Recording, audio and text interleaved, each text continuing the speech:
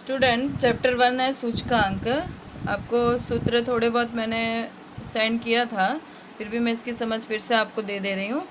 Board में इसकी marking है टोटल 12 मार्क्स। 12 मार्क्स का ये चैप्टर पूरा कवर करता है, जिसमें से ए सेक्शन में आपको मिलेंगे 1 नंबर का एक MCQ आएगा, बी में आएगा 1 नंबर का एक वाक्य का उत्तर है, और 2 मार्क्स का एक सवाल रहेगा सेक्शन सी में, और सेक्शन डी में रहेगा 3 मार्क्स का एक सवाल, और एफ सेक्शन में कंपलसरी 5 नंबर का एक सवाल रहता है जो हमें कभी गलत करना नहीं है।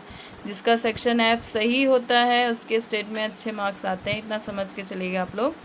सेक्शन डी और सेक्शन सी में 2 और 3 नंबर इंक्लूड होते हैं। अब इसमें थियरी पूछें कि सवाल वो जो पेपर सेटर है उसके ऊपर डिपेंड होता है, लेकिन सेक्शन एफ में कभी थियरी आपको पूछी जाएगी नहीं। सेक्शन एफ में एक बड़ा सवाल ही रहेगा, और वो किस तरह का सवाल होगा जो आगे मैं आपको सवाल समझाऊंगी तो मैं आपको उस समय आपको बताऊंगी कि किस तरह के सवाल पूछे जाते हैं। ये चैप्टर है और ये स्टेट का है चैप्टर नंबर जो हमारे 12वीं में चैप्टर 1, चैप्टर 2, चैप्टर 3, चैप्टर 4, उसमें से 5-5 नंबर के एक सवाल, यानी हर एक चैप्टर का 5-5 नंबर का एक सवाल आपको सेक्शन एफ में पूछा जाएगा, जो आपको हमेशा सही करना है। अभी इस चैप्टर की बात करूं मैं आपको, ये तो हुई बोर्ड की मार्किंग की बात है। अब ये सब सूत्र मैंने आपको लिख कर और आपको मैं इसको सेंड कर दूंगी। सूत्र आपको दे रखे हैं सूत्र, लेकिन व्यवस्थित आपको याद करना है।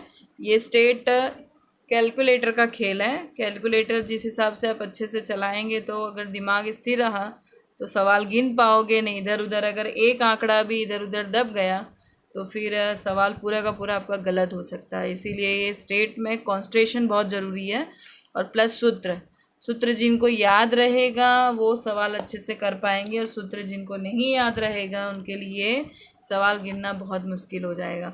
बस इतना समझना कि स्टेट में चैप्टर 1 और आगे के जो भी चैप्टर हैं वो सिर्फ कैलकुलेटर का खेल है, और कंसंट्रेशन ज़रूरी है जो भी करना है। सूत्र मैं आपको इसमें सेंड कर दूंगी, और सूत्र सभी को व्यवस्थित अच्छे से याद कर लेना है। अब हम सबसे पहले देखेंगे स्वाध्याय 1.1, पेज नंबर 15 है, सवाल नंबर 1 देखेंगे। आपको सवाल में दे रखा है कि एक शहर के कारखाने में कार्यरत कारीगरों के समूह का वर्ष 2008 से 2015 तक औसत वेतन विषयक सूचना निम्नानुसार है। उस पर से नंबर 1 दिया है अचल आधार की विधि, और कोष्टक में दिया है आपको आधार वर्ष 2008 लेकर, यानी यहाँ पर आपको क्या दिया है, आधार वर्ष कौन सा वर्ष लेना है आपको, 2008, यानी पहला ही वर्ष को क्या मानना है आपको, आधार वर्ष। और आधार वर्ष लगभग जो उसका सूचकांक होता है वो 100 होता है, इतना मान के चला जाता है। और दूसरा है परंपरित आधार की विधि, इसका भी सूत्र पता है हमें, अचल आधार की विधि का भी, परंपरित आधार की विधि का भी। अब इसमें तीसरा सवाल क्या कर दिया गया है कि वर्ष 2011 से 2013 के दैनिक औसत वेतन की औसत को, मतलब 2011 से 2013, मतलब 2011 भी लेना है, ये भी लेना है, ये लेना है, और तीनों का हमें क्या बनाना है, औसत। औसत किसको कहा जाता है, तीनों को प्लस करके 3 से भाग देंगे तो बनेगी औसत, को आधार वर्ष का वेतन मानकर, मतलब जो भी ये रकम निकलेगी उसको आधार वर्ष मान लेंगे। और कौन सी विधि से करना है ये, अचल आधार के द्वारा सूचकांक की गणना कीजिए। मतलब एक ही सवाल में आपको अचल आधार की विधि भी दे रखी है, परंपरित आधार की विधि भी दे रखी है, और 2011 से 2013 की औसत वेतन की विधि के द्वारा अचल आधार का सूचकांक की गणना करनी है। आपको वर्ष दिया है और आपको दिया है दैनिक औसत वेतन, ये सवाल है आपका। अब इसी सवाल को आपको 3 पद्धति से सॉल्व करना है, तो यहाँ पे हम सॉल्व करेंगे। सबसे पहले आपको दिया गया है, जो मैंने वर्ष यहाँ पर लिख लिया 2008, 9, 10, 11, 12, 13, 14, 15, और वेतन लिख लिया मैंने 275, 284, 289, 293, 297, 313, 328 और 345। रकम लिखने में भी गड़बड़ी नहीं होनी चाहिए, यहाँ पर भी स्टूडेंट गलती कर जाते हैं, स्पीडली ओवर कॉन्फिडेंस हो के कितनी बार रकम इधर की उधर भी हो जाती है या फिर आंकड़े गलत हो जाते हैं, सवाल आपको आने के बावजूद भी आपका सवाल हो जाता है रॉन्ग।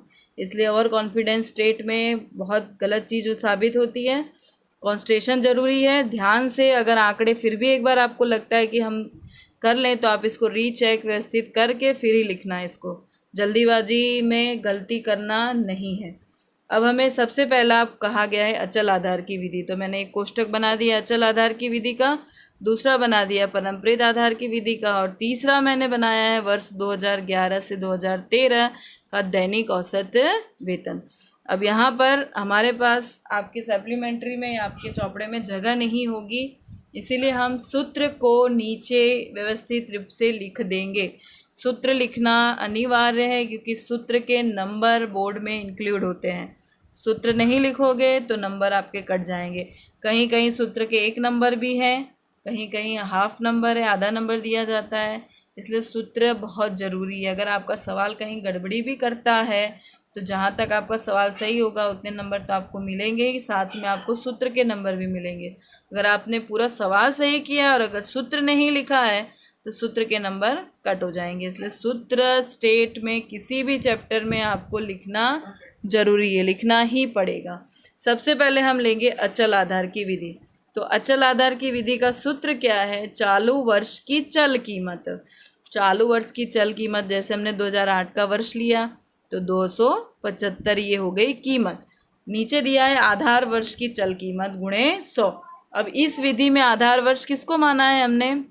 यहाँ हम लिख देंगे आधार वर्ष हमने माना है 2008 को, यानी ये हो गया हमारा आधार वर्ष। बस हमें सिर्फ सूत्र की मदद से चलना है और वर्ष कीमत यहाँ पर लिखते जाना है। चालू वर्ष की चल कीमत है 275 और आधार वर्ष की कीमत, आधार वर्ष भी यही का यही, तो 275 गुणे 100, तो इज इक्वल टू कितनी रकम आई हमारे पास? कट जाएगा ये, तो ये 100। अब दूसरा वर्ष आता है, वही फिर से सूत्र इंक्लूड करेंगे। चालू वर्ष की चल कीमत है हमारी 284 और आधार वर्ष की चल कीमत, आधार वर्ष है हमारा 275। 275 यानी आधार वर्ष है हमारा 2008 की चल कीमत है 275 गुणे 100। तो इसको हम करेंगे तो इसका आंसर आएगा हमारा, कैलसी में करेंगे 103.27। यहाँ पे लिखेंगे 103.27। ठीक है, ये हो गया।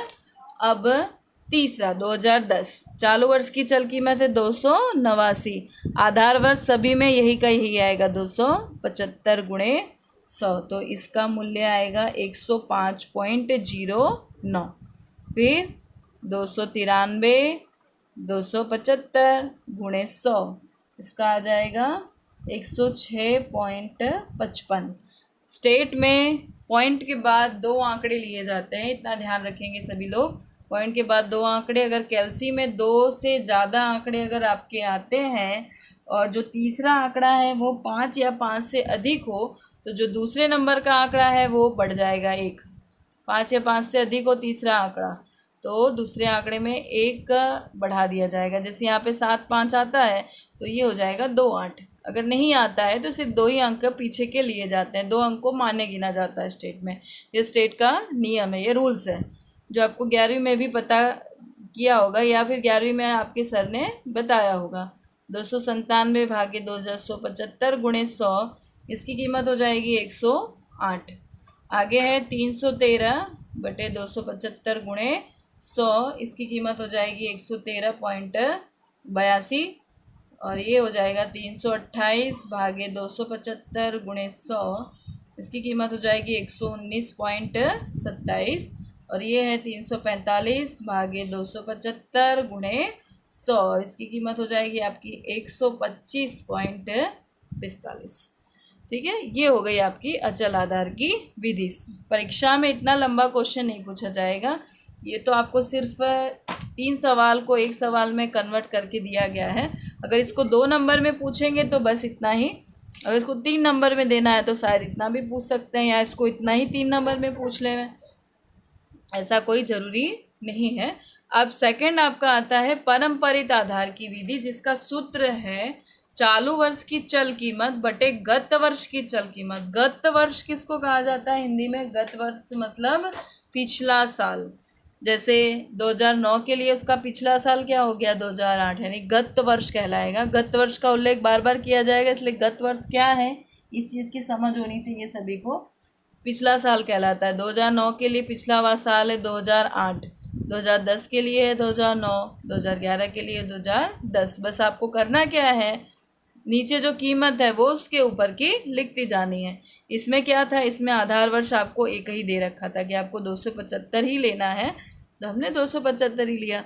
अब पारंपरिक आधार की विधि का सूत्र क्या है, चालू वर्ष की चल कीमत बटे में गत वर्ष की चल कीमत गुणे 100। अब यहाँ पर देखेंगे तो चालू वर्ष की चल कीमत है 275।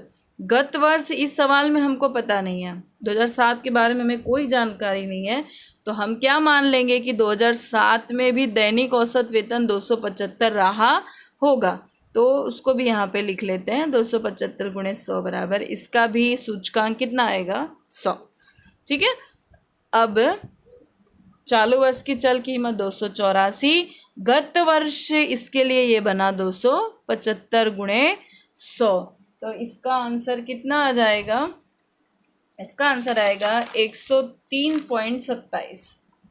कैलसी में इसको करेंगे तो ये आएगा 103.27। ठीक है, अब तीसरा वर्ष है 289, इसके लिए गत वर्ष कौन सा हो जाएगा 284 गुणे 100 बराबर, इसकी कीमत आ जाएगी हमारी 101.76।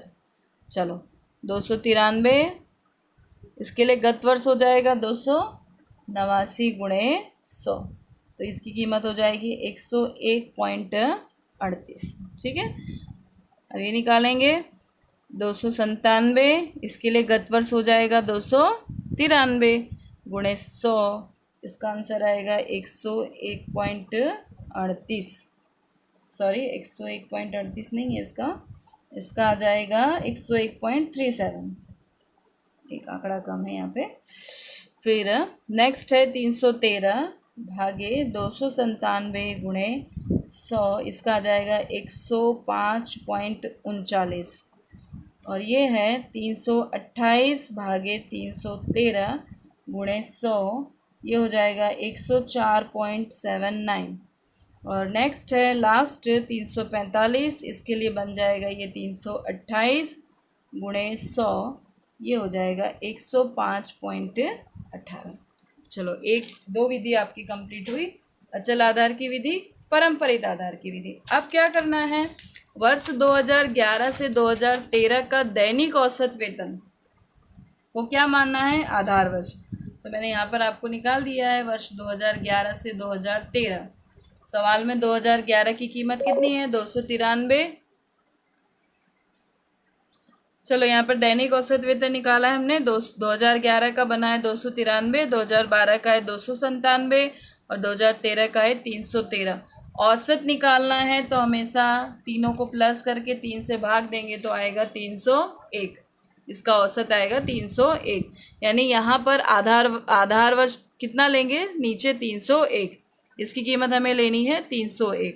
और सूत्र कौन सा लगाना है, अचल आधार का ही, क्योंकि इन्होंने कहा है सवाल में, ध्यान से देख लेना कि औसत 2011 से 2013 के दैनिक औसत वेतन की औसत को, औसत तो निकाल ली हमने, को क्या मानना है, आधार वर्ष, यानी इसको मानना है हमें आधार वर्ष की कीमत।